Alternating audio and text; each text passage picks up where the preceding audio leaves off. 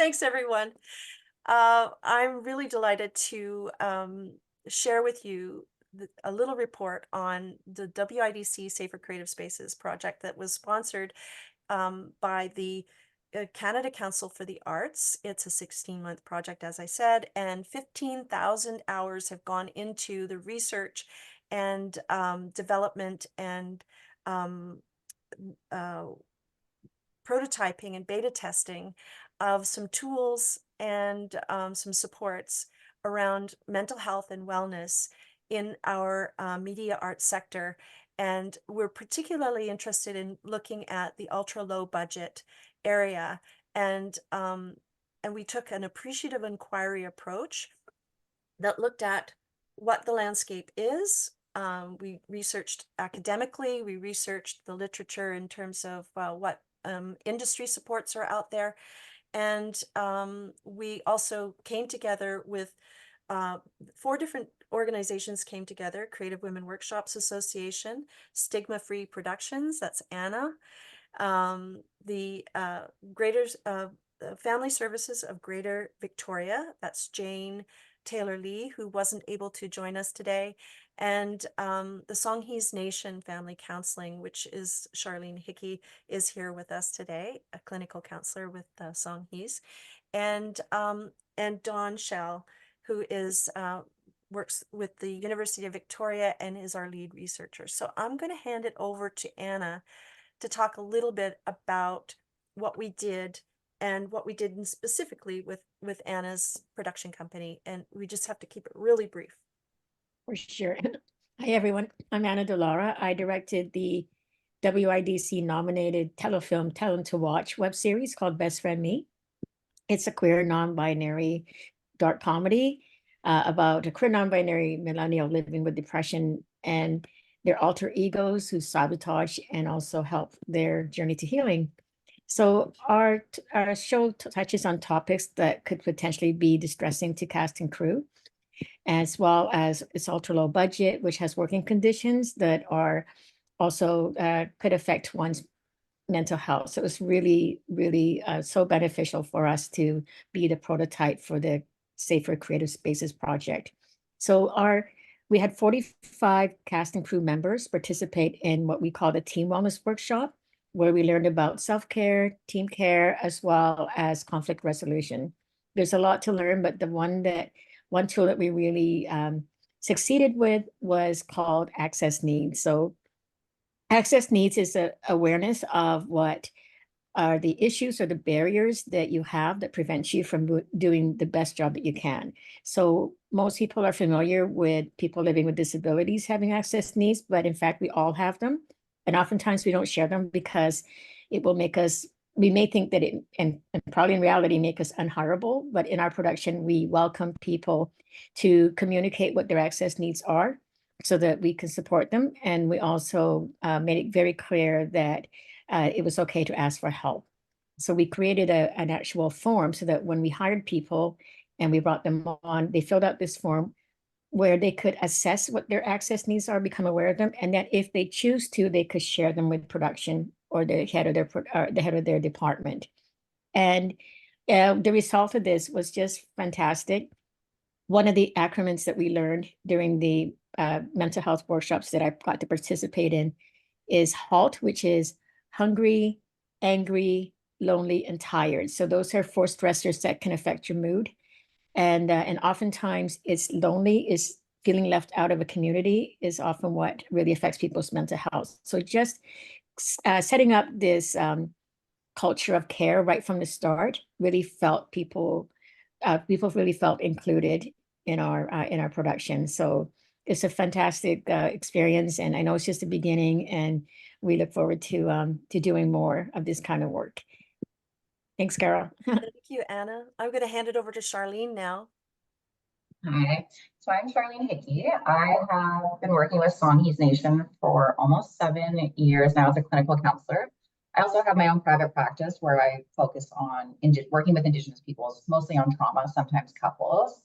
So my part in this study most recently has been, we had an Indigenous film crew come in and kind of create like a music video with our youth. where they got to pretty much develop their own, they chose their own lines. So they had like a lot of say working with this crew. So I conducted interviews with 4 of the youth, trying to kind of find patterns and themes of what made them feel safe to be on set and working with people that they're not really familiar with. I also did interview 3 of the production crew, trying to figure out themes and barriers to accessibility for Indigenous peoples. So yeah, that's kind of been what I've been doing, just trying to find themes and patterns, which I feel like we have. Yes, thank you. And Charlene, one of those themes was that feeling of community. Could you talk a little bit about one of the tools that we're going to be putting in this starter kit that we're going to be launching? Yes. So well, I'm sure in all communities, but in Indigenous communities, culture and inclusivity is really important. So it's not really like an individual mentality. You're thinking of the community as a whole. So something that we have come up with is community agreements. So when working with a group of individuals, it's something that we plan to do before we even start any of the work, so that everyone has a foundation of feeling safe and included. So it's a list of values that all the peoples working together can agree on. So some examples could be no raised voices, assuming that everyone is going in with best intentions, not cutting people off. So it's a set of agreed upon values and not really a set of rules. That way, if any conflicts come up within the group, we kind of have a foundation to go back to that we have all already agreed upon. So our hope is that it'll create a sense of like family, community, inclusivity, and safety, so that people will actually contribute and share and know that they're in a safe space. Fantastic. Thank you so much, Charlene. And the next step in our project, we prototyped with the Best Friend Me team. We took on board the interviews and feedback that Charlene was bringing into us, and we then beta tested the team wellness workshop with WIDC alumni, because we were focusing on leaders, media arts leaders. And so Anna, you're a WIDC alum, so do you maybe want to shout out to the folks who might have attended that workshop and practicum? Oh, sorry, do you want me to talk about No, the I think you Oh were yeah, shout out to shout out to everyone them. who attended. Sorry. I'm old. I'm not really, I had to kind of think about what shout out meant. So yes, so shout out to all of you who attended the beta test workshops. We got fantastic feedback that it was very beneficial and a lot of excitement to learn more. Yes. So 32 WIDC alumni volunteered to be part of that beta testing. And if you were part of that, that cohort of beta testers, feel free to pop in the chat a takeaway that you've taken away from that experience. Now I'll just hand it over to you, Dawn, quickly, just to wrap up for us as our lead researcher. Yes, so I'm just going to talk about our key achievements and a bit about we have a wellness starter toolkit that we are going to put up on the WIDC website, which includes, the protocols, some of the templates of access needs, as well as the community agreements, looking at the conflict resolution pieces, some of the self-regulation pieces that we've talked about. We have also created a Canada-wide mental health resource list, and we will also be putting a very full, some research report up. I'm just acknowledging that toolkit is just the start. Part of our aim was disrupting stigma. It's always challenging to say, yes, we actually did it or we reduced it in some way, but our belief is that by having these workshops, having these conversations, talking about well-being on set, having tools and resources, that we really are starting to disrupt that stigma.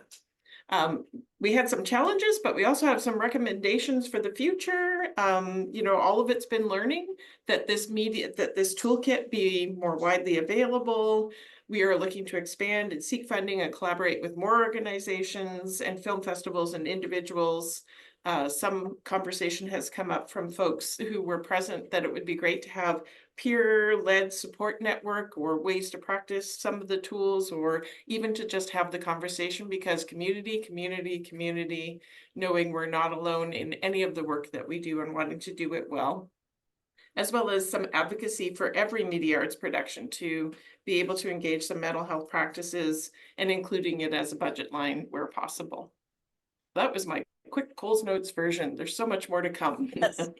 Thank you so much, Dawn. Thank you very much. I also want to acknowledge that there are other organizations working in this area, Act Safe, Safety Association, Set Protect. There are other intimacy coordinators who are being more utilized in our industry, are more and more getting training in mental health and mental health coordination. So there are elements in our industry and in the sector that are working on this topic. And we just felt that at WIDC, the topic, since the pandemic started, the topic kept rising and rising up. So we felt it was time to address it. And particularly at this stage, at the ultra low budget level, where there's a lot of vulnerability, we wanted to take a look at that area in particular. And our gaze is not limited to that or to one particular group of people. We think that this is a thing that that needs attention across sectors and intersectionally as well.